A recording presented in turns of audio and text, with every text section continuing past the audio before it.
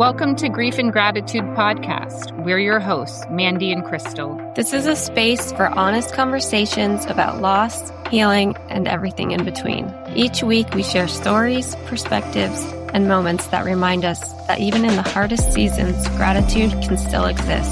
Thank you for sharing space with us. We're really glad you're here.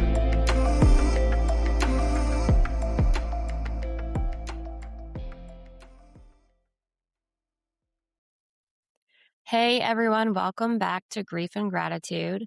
It's Mandy and your co-host Crystal. Hi everyone, thank you for joining us again. We are here today with a special guest, Katelyn. She learned of our podcast through hearing another story and had reached out to us. She's here today to talk about her father, Rick. Katelyn, thank you for being here. Oh, great to be here. Thanks for having me. Of course. And so we're going to give you this time and space to tell us about your father. Oh, wonderful. I appreciate this. My father was someone that was so special to me, and when I've leaned on podcasts in the past, and when I came across yours, I loved the theme of grief and gratitude, and that's really struck me lately. And I want to be able to share him and my story and the better place that I'm at today, and hopefully connect with someone else that may be feeling lost and scared and sad, and they might be able to resonate with my story. So yeah, I'll get started. So my father was born from Boston. He grew up in a pretty big Italian family. He loved his parents. He was one of four brothers that he adored and was felt protective of. He and my mom met in high school. He was a veteran. After high school, he went to the Mediterranean Sea and was on an aircraft carrier for a few years. And during the Vietnam War, he was on the USS Forrestal. And my mom and him would write letters to each other. And when he got back from the Navy, they fell in love even more and started their story of being married. And he was a very loving husband. He absolutely adored my mom, and they had a very profound, deep love and respectful relationship. And they often would call each other soulmates and life partners, even before that kind of term became popular, because they really believed that their relationship was a partnership in order to be successful. And it was something that my brother and my sister and I think, at least for me, and I know for them, that they sought out in their own relationships, because we had this, they were modeling it for many years. He was a dreamer and an adventurer and an entrepreneur, even though I know he wouldn't refer to himself that way. But he was a photographer when he got back from the Navy, and he took pictures of ballet dancers in Boston and models that were starting out. And he had just a keen eye for nature, and I think he loved that connection to people. Him and my mom opened up a business, and they were chefs at a restaurant. And many adventures from there. He often would make her learn to scuba dive and learn sailing on Lake Champlain, and lots of little things like that that I just really admired and thought he was cool. And then most importantly to me, he was my dad, and he was my friend. And I just miss him terribly. He had an incredible work ethic. He loved to read and research something. Like if he didn't know about a topic, he would just research and learn about it. And he had lots of hobbies, from like tying flies for fly fishing to training his dog Sam, to gardening and baking bread. And he was a carpenter, and him and my mom often would renovate their homes, and he would do the woodworking in the house. And it was just a lot to like admire. Um, and he was everything like a dad should be. Growing up, he was someone that he demanded like us to work hard in school and be respectful to my mom and finish our food at the dinner table. And then as we grew older, he was, like our financial advisor and our cheerleader, and would, play catch with us in the yard and cheer for us at our sporting events, um, use our manners. I mean, those are things that I just remember and didn't yet quite understand, but the foundation of so many more things to come. And he wasn't a chatty person, but when he spoke, people listened. Like his words had a lot of weight, and I always respected that. Um, I was just thinking of, he used to take us hiking for mushrooms. Just an odd hobby, but a common one in Vermont. Um, just so much that I liked about him. He taught us to ice skate and to fish and to cook and to drive. Um, it's just a big part of my life. Um, and as I got older, I would enjoy, watching movies with him and talking about our similar interests and going to photography galleries together. Um, and I just looked forward to doing that for a long time. He was, he was my friend, not only my dad, but just someone I truly enjoyed his company. Um, and he was really proud of us kids. Mm, yeah. So I mentioned that him and my mom would go on adventures, and it wasn't unheard of that they would go for bike rides.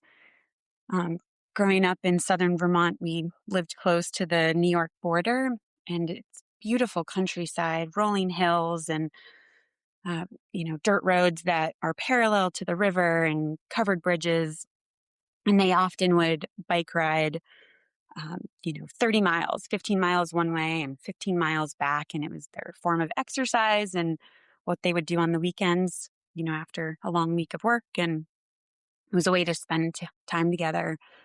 Um, and on this fateful day, he fell off his bike.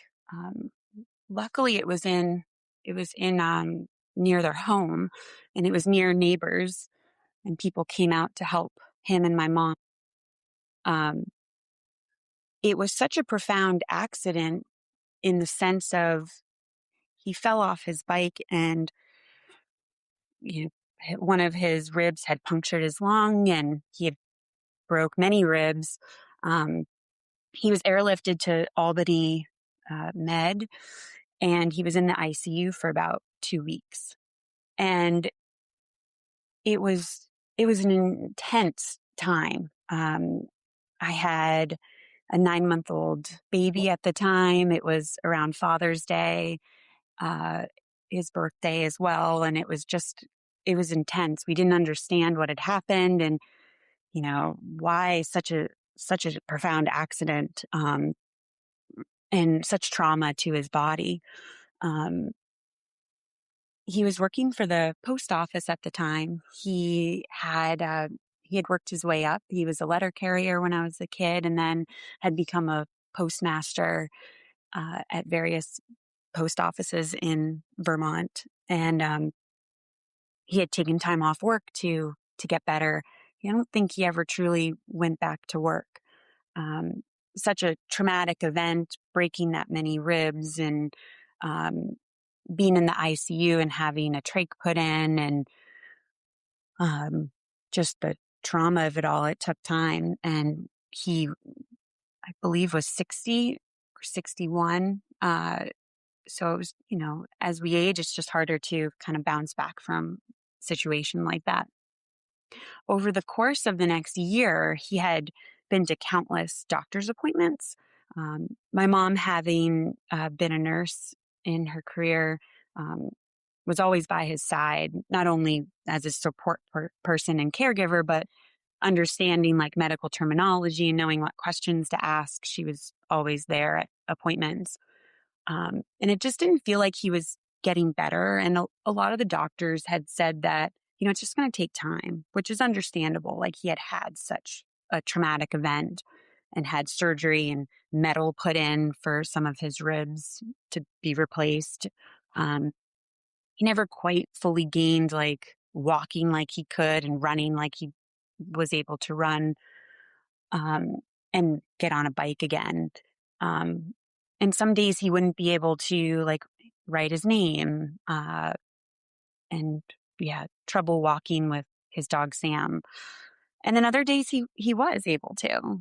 So it was interesting things that he was experiencing. And then fast forward just a few more months. February, it was a warm February in 2017, and he must have felt good because he went out with his dog Sam for a walk, and he passed away on that walk.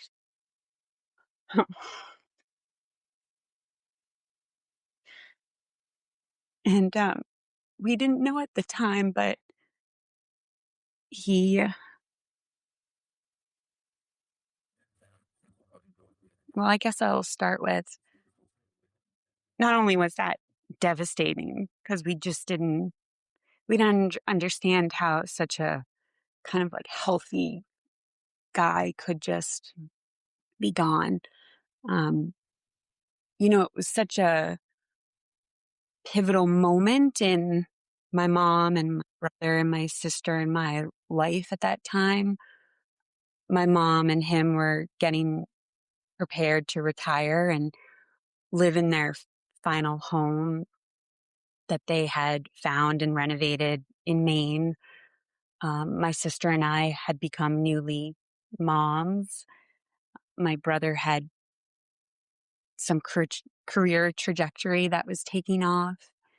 And none of us just imagined these important moments not having, our favorite person around. So navigating those things over time has just been hard and was really, really difficult. Um, I remember my mom talking to the medical examiner shortly after my dad passed, and the medical examiner had ruled my father's death as a heart attack, and they had labeled it as he had an enlarged heart, which at first we kind of like giggled about because we thought that was just so special. Like, of course, he's got an enlarged heart. Like, that's so fitting. But the scientific part of it was that like his heart was stressed, and my mom, it was like a red flag to her after being at all these different various medical appointments. He had recently had a stress test done, and his heart was healthy. And so to her, that was like, oh no, this can't be. Like she must have explained to the medical examiner, what they've been through, their journey over the last year and a half, and did convince them to like reevaluate. And a couple months later, the medical examiner called her up and said, like, you're right. Your husband had a rare disease called MSA, and multiple systems atrophy is what it stands for. And there was a protein of this disease, this buildup of this protein in your husband's brain. And I think in that moment, it was kind of like a relief had washed over all of us. Like, oh my gosh, like he was right. He felt something wasn't right. She did too. We just couldn't pinpoint it. So it definitely gave us pause. And after learning more about it, it's a pretty sad disease. It's rare. It's fatal. There's no cure. It's neurodegenerative. Degenerative, and what that means is that it impacts his whole body, hence the name. And it presents itself similarly to like Parkinson's and ALS, but unlike them, it's not hereditary. And it's built up of this protein in his brain nerve cells, and it causes them to like misfire, which is why these symptoms were happening, like walking and handwriting and even talking was a struggle. And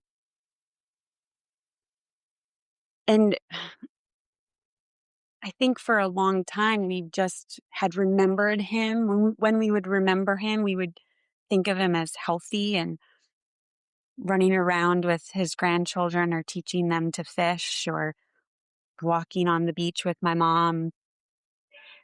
And as we learned more about the disease, those things wouldn't have happened. If he had lived longer, he wouldn't have been able to do those things. It would have been impossible. And that was kind of the start of our gratitude journey, because he wouldn't have wanted that as much as my mom would have loved to have cared for him. That would have been a struggle. And right there in itself, it was a blessing that he was saved some of that pain and struggle if he had lived much longer than that.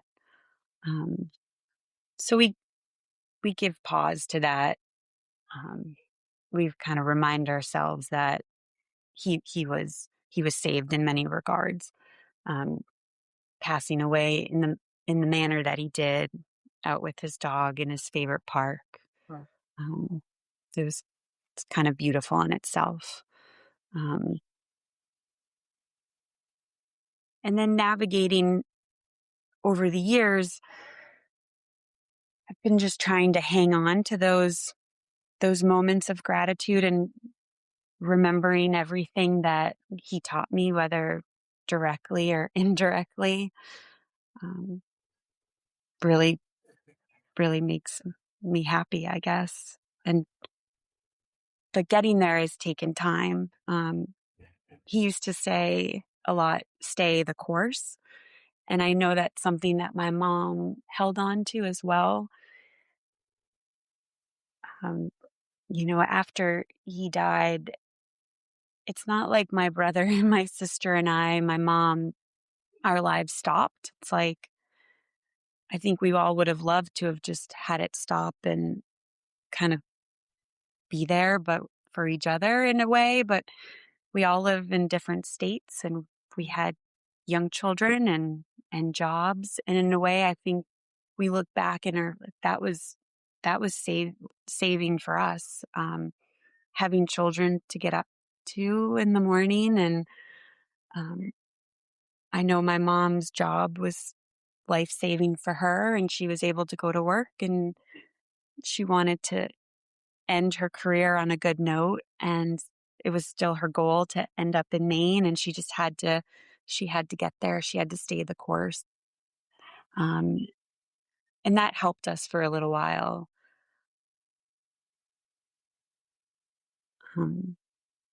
And seeing my dad come home all those years after a long day and persevering and being present for his family and being a loving husband, he modeled that for me and my siblings.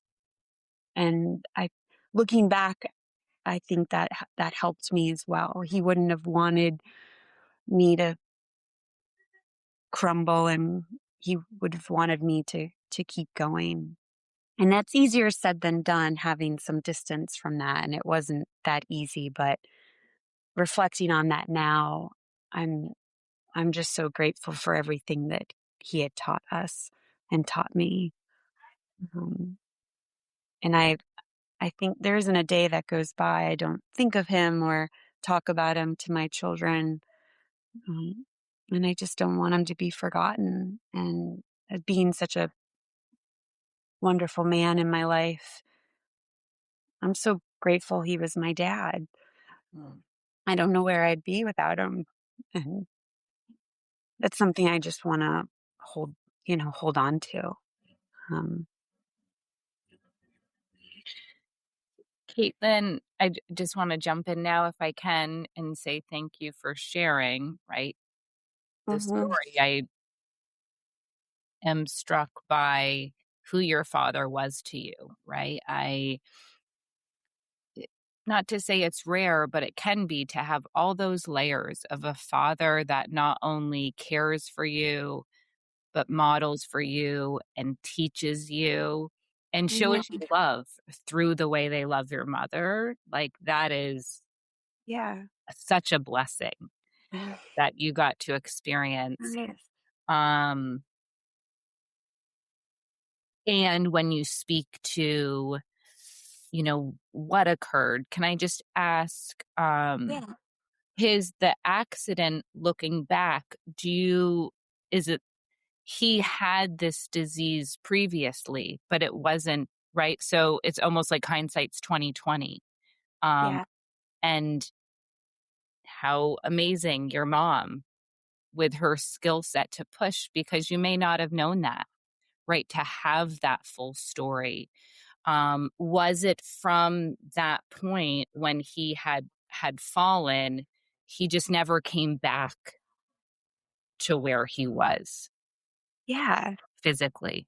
You said a couple of things.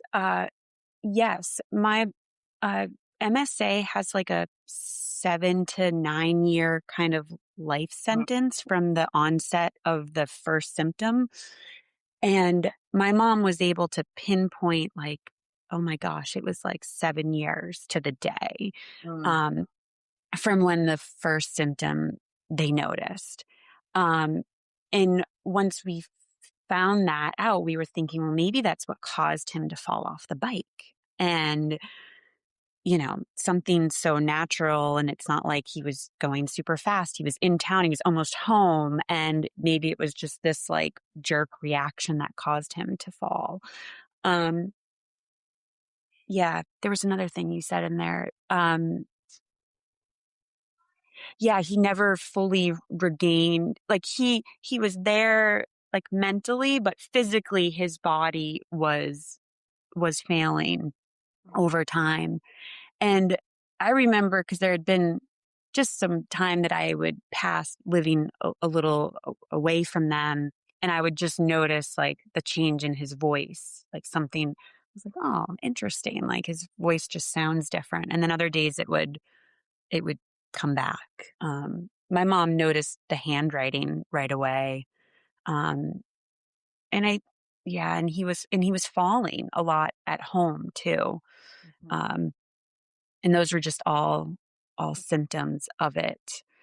Um, One of the things that we find gratitude in as well is during that time that he was recovering at home, he found the house that my mom lives in now. mm, And over the course of that year and a half that we had like extra with him, we almost think of this as like extra time from when the accident happened to when he passed. They were able to renovate that house together, and there's pieces of him very much there. Um, and we were able to get like one summer in Maine with him, all of us together. And now she's there full time. But there's a blessing in that as well, because if I don't know that he would have found the house, if he hadn't been at home recovering mhm. too. It's definitely something, I think, when we reach gratitude, right? Because it comes and goes too. At least for me, it flows, right? Some days more a grief day, some days more a gratitude day.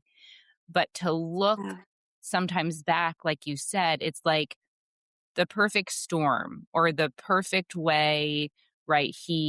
Something occurred which led him to rest, in some ways, to finding the things where I feel like we we can't script it, right? It's almost like something scripted for us Yes. create such a thing.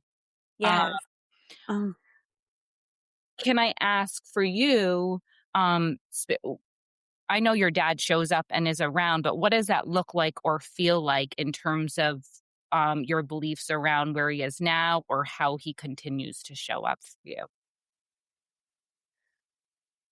my children play hockey, and we're in rinks a lot. And I remember the first time being in a rink and getting my kids on the ice.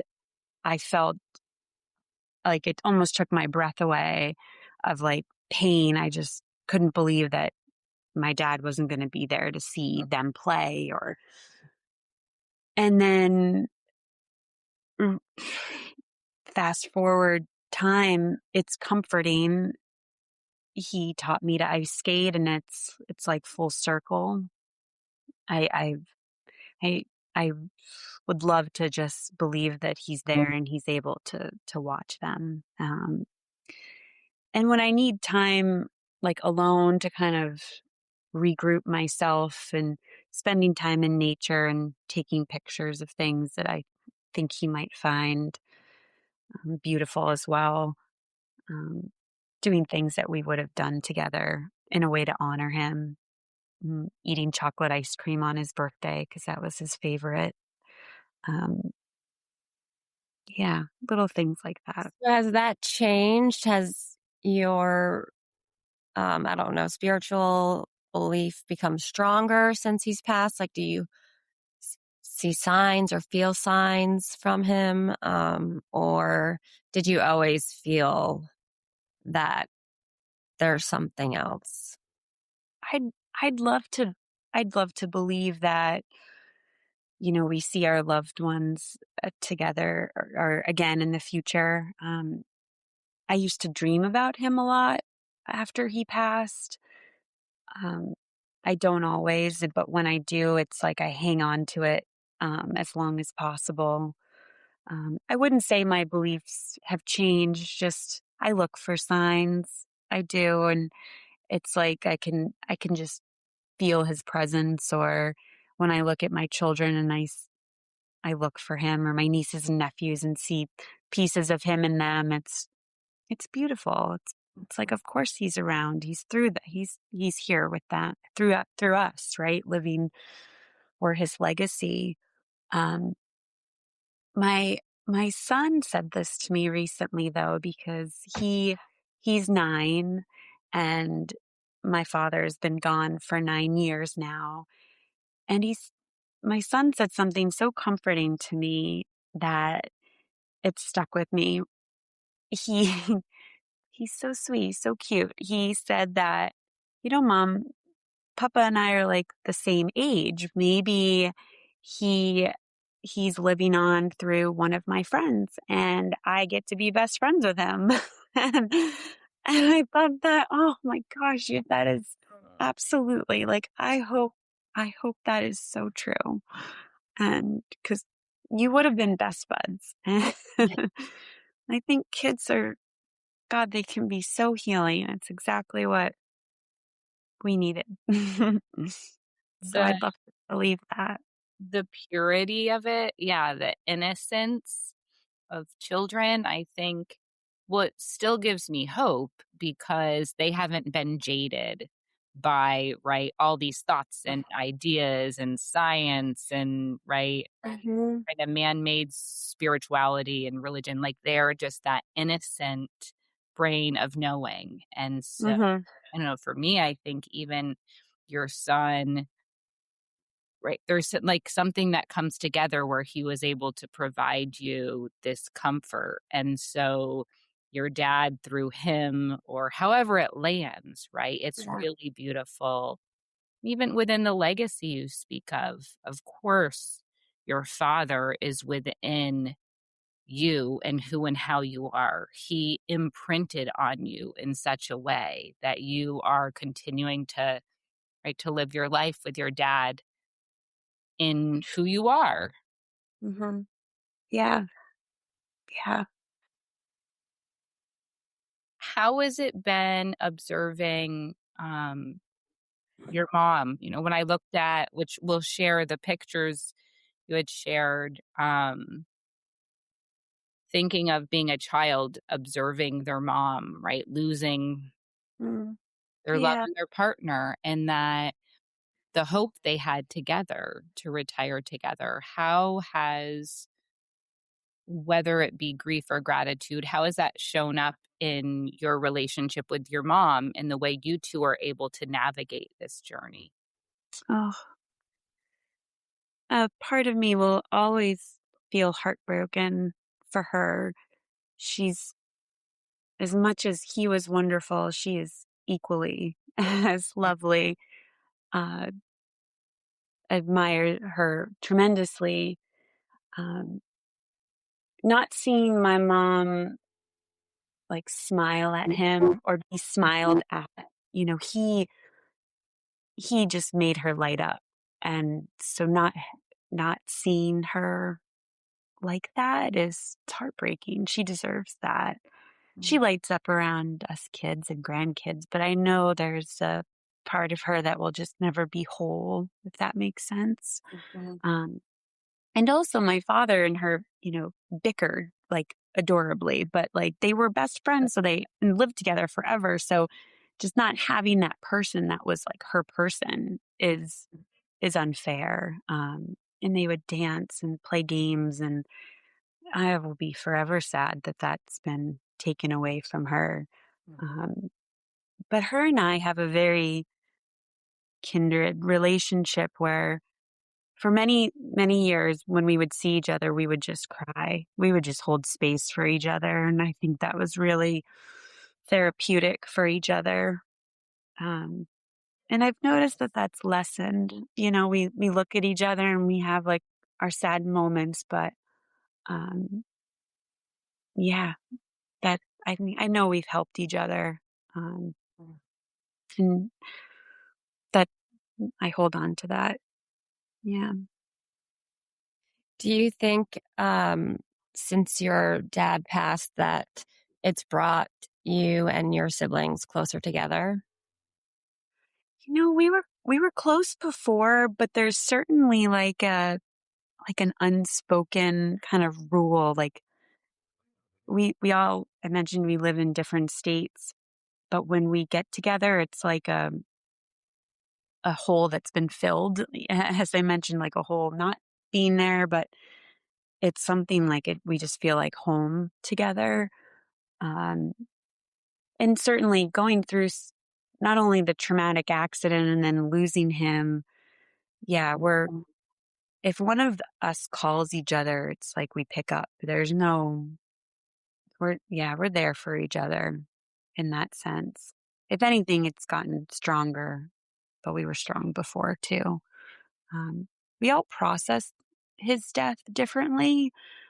And I think we've learned to respect those boundaries. And I'm a lot more open and want to chat and cry and they're a little more private and that's okay. Um, yeah. And speaking of that, I think is important, right? Identifying that we do have different ways of mourning, of processing, of experiencing, right? What is might be comforting to me might not be comforting to you and vice versa. So how to allow that, right? Um, is there anyone or anything that if you look back, right, in your journey you found helpful? Did anyone say or do anything, or did you find anything that was like, huh, in those moments either brought you relief or peace or were useful to you? Yeah, interesting. Short answer, no. Mhm. I was definitely in a space where I didn't want advice from other people, even though I knew that their interest was in the best interest. But Mhm. I struggled with that. Um, you know, I remember, and I know people are doing their best, but, you know, some people would say, oh, you know, at least you got him for this many years. I only had my dad for this many, or, you know, all kinds of things. And it was like, there is just no comparison. Like, it's not a competition. I just had to like really turn inward and I think that's why my mom and I connected so much because we were similar in how we were dealing with it and why we leaned on each other. Um, but I certainly had sought out like therapy and books and movies and music that made me feel things. I knew I needed to really feel. And yeah, that was the way I needed to. That resonated with me the best. And we've heard that before. I remember it in Dan's story, some episodes back, speaking of his loss, it was the not comparing, right? Because even the comparing, it's kind of like it adds this layer. Whereas the person grieving, the comparison, you want to be like, no, Yeah. yours is hard too, right? And you have to navigate too much. So I think it speaks to the fact that it is okay to see someone in grief or in loss and just be there. Hmm. Just ask. I mean, I would say I prefer someone attempting to console me, and it falls flat because I don't know. Yeah. For some, Yeah. and I would say to anyone, don't take it personal if you're trying to comfort a person in grief and they react right in such a way. Yeah. But it's okay to just listen. Yes. Just say, I can't imagine. Mm. I am hearing you. Is there something I can do? Right? Asking a question rather than assuming you know how to fix Yeah. it because you can't. Or asking, tell me a little bit about him. Yeah. That's Oh, my favorite that's thing is me too. when people ask, tell me about your son. And I'm like, okay, how long you got? um, Totally agree with you. And yeah. even years later, if someone brings it up, it's like I don't want them to. Don't worry if I'm sad or happy. It's the fact that you've asked me about them is so much more meaningful than not saying anything. Mhm. It's like people can be afraid or don't want to upset you, and it's like I have been upset. Like I have Right. been which way upset. It's a gift to talk about them. But Yeah. it also, as the person who goes through it, um, my son passed less than 2 years ago, and I'm so I sorry. still feel I talk about him all the time. um, Mhm. but last night, I don't know why, I just felt like I asked my sister-in-law, I was like, do I make you uncomfortable? Do I talk about him too much? And, like me worrying about other people being uncomfortable. And I think a lot of us do that. And so we Mhm. don't talk about them. Yeah. But she's like, no, no, talk all you want. I was like, okay, thanks. I will. I will. That's so true. I think that's why my mom and I connected early on was that we knew we could just it wouldn't even be a question. We could talk and be there for each other. Yeah. And that's where this space came from, right? Yeah. Even creating a podcast to me to be given, hey, you have an hour for it to be all about this person you loved and who's loved you and connects. Like it's yours and you're choosing to use it. And so you don't have to wonder. Like, you don't have to wonder, Katelyn, if me and Mandy are here to hear it because it is exactly why we're here now to see Rick through your eyes, to experience your dad, to experience your journey. That's so special. It's so special. Mm. I think that's the point of humans, us to connect with each other. I really do. And I really appreciate it. I love that you've Mhm. given space so that I can talk about him, and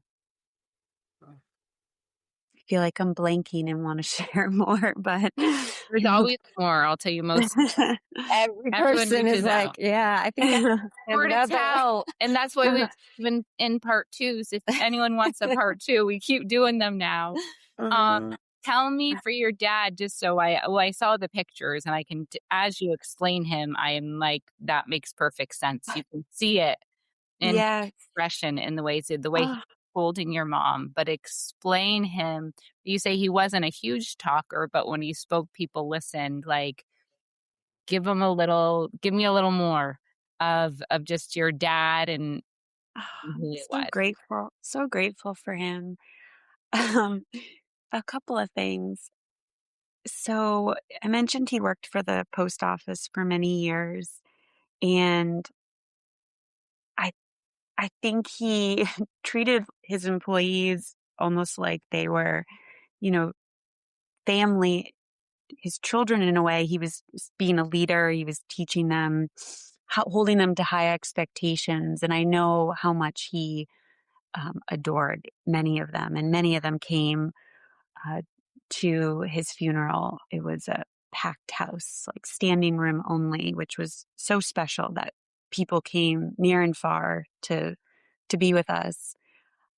I remember one Christmas, so he would work. I mean, most post office employees work over the holidays, right? It's like a very busy time to get our packages delivered.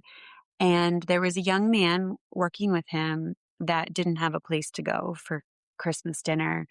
And it was no question he was coming to our house. And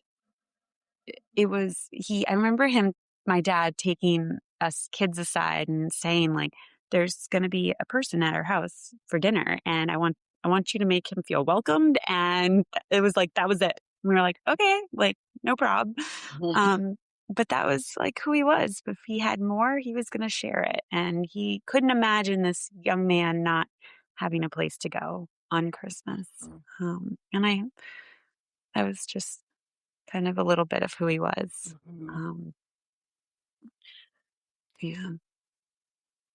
It it speaks to the heart of him, right? Especially around, I think, holidays and things. Some people just have it's like their way and they orchestrate it in such a way, and and that's fine, but to be able to consider the blessing you have to go home for him to his wife and his children, grant and family, Mhm. and see someone without that, and just of course you would include them, and for your Yeah. to do that and to share that right with you. Yeah. And clearly he raised you in that way, because you all didn't question, right? You're like, okay. Yeah. Yeah. Sure. Bring The them along. one more the merrier. That was a common phrase in our house. The more the merrier. Um, there And was some. also in your pictures, you have not aged. Yeah, you're like little under what, like 5 or something. I'm like, this is She her. looks. I'm Yeah. you. My It's my son said the same thing. They were like, "Mom, you look the same." I'm like, oh, that's good. it's Good Italian genes, I guess. it's Italian genes. Um, The picture is mhm. beautiful. And we'll share Um, those on page. yeah. Absolutely. Oh, I love looking at those Mm, photos. mm. He was jolly. He smiled in every picture. It was something we like noticed right away. He was a happy guy. Um, And you mentioned him being like an entrepreneur. How even the pictures and how he chose to do that, like, how did that come to be? Did he oh yeah, I didn't share any of his uh, early works, but we had found, like, when we were cleaning out my his and my mom's home to move her to Maine, we came across this beautiful, like, just box of beautiful photos that he had taken when he was in his like 20s, and Mm, he had like designed his business card, and mm. um, yeah, it just really, he was really creative in that sense. Um, he probably got out of it just when him and my mom got married and wanted to start a family, and it might not have been the, lucrative business.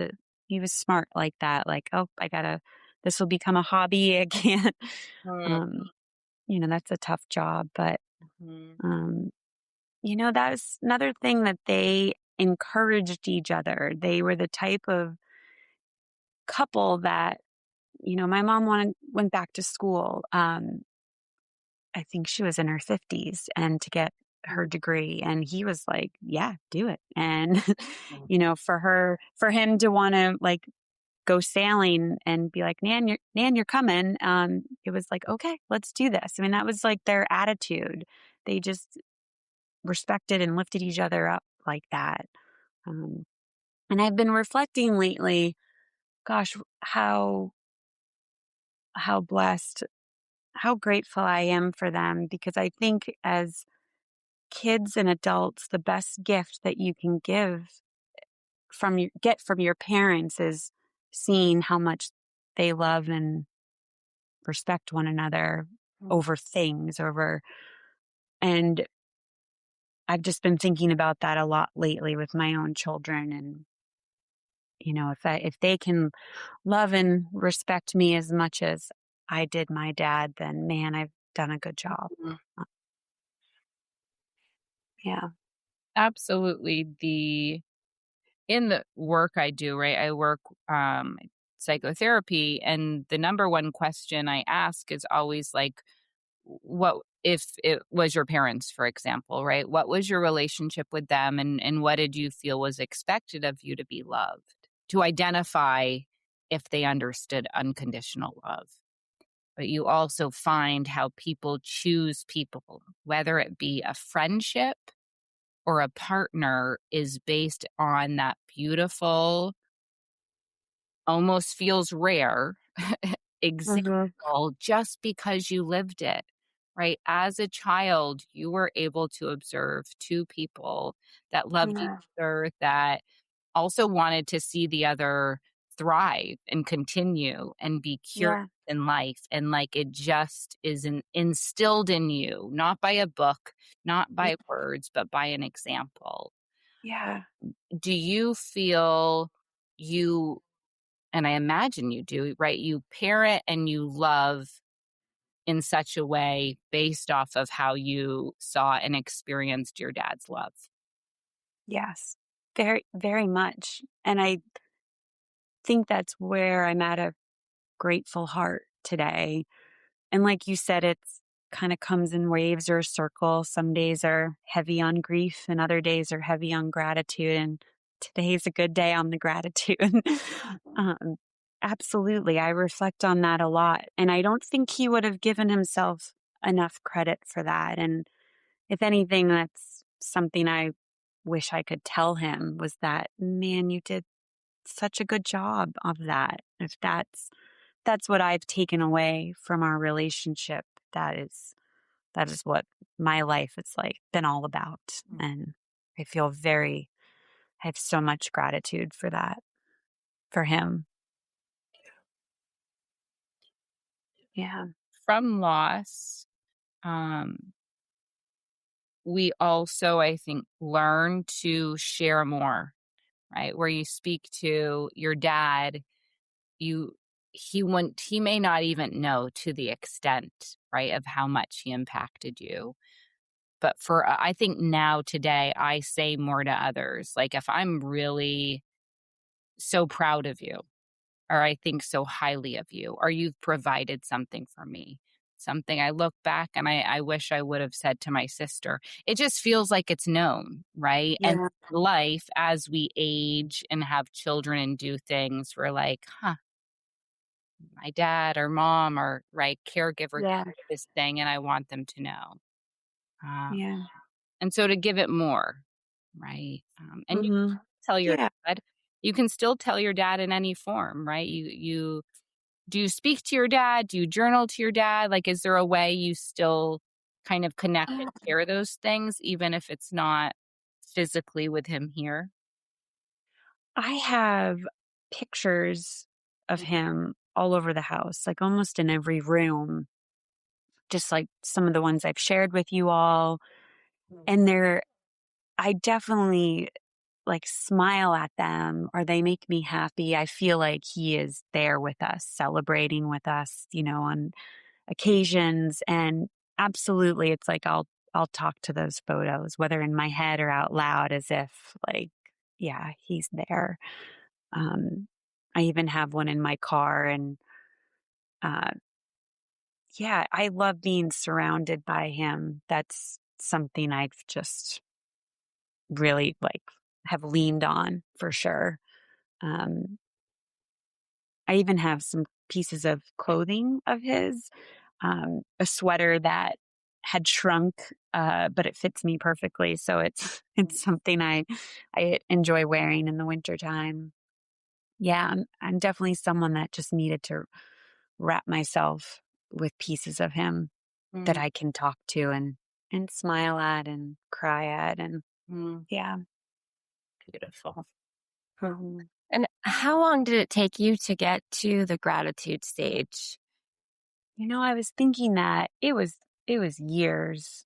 Um, I knew right away that he was special and what we had was special, but it took a long time.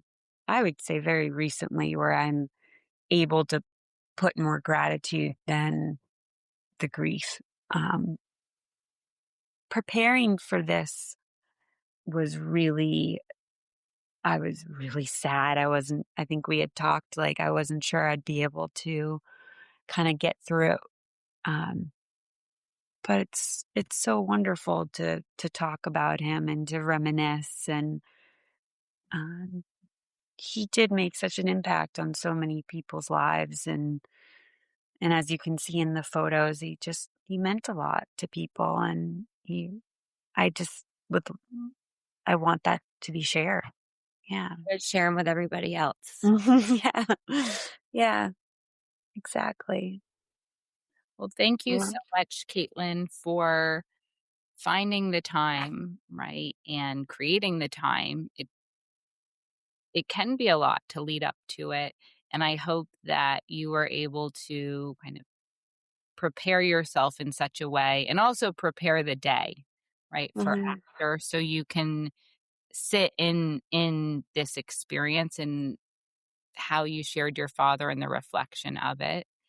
Yeah. I am grateful for you. I'm grateful for who your dad was for you. He really sounds like an incredible man, an incredible father in person. He does. Yeah. Yeah. Yes. Yeah. Thank you both so much for this. It's Or helpful.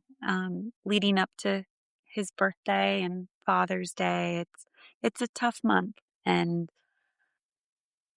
The body I remembers. I even where Mhm. we can feel grief and gratitude always, at least for me, I found around certain times, right? It's like within ourselves. It's held within us and it comes out in such a way. I hope this space allowed you to, right, really acknowledge it and celebrate your father with his birthday. It was June 22nd, correct? That's correct. Yes. For his birthday and for Father's Day. and we'll share him with our listeners, and they'll get to Of learn about him course. too. Mhm. Thank you Absolutely. both. Thank you so much. And so we will have your episode will be out. We'll do a bonus episode around Father's Day so people can hear about your father. Oh, And mhm. we'll just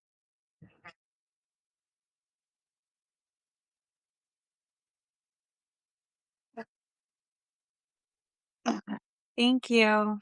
Thank you.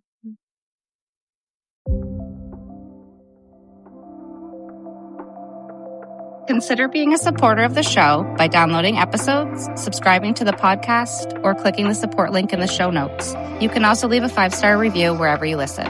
If you would like to share your story, please message the Facebook or Instagram page. You can also email griefandgratitudepodcast@gmail.com. Tune in next Monday for an all-new episode. This podcast was created to honor the memory of Declan Shaw ONeil and Jennifer Lynn Berry.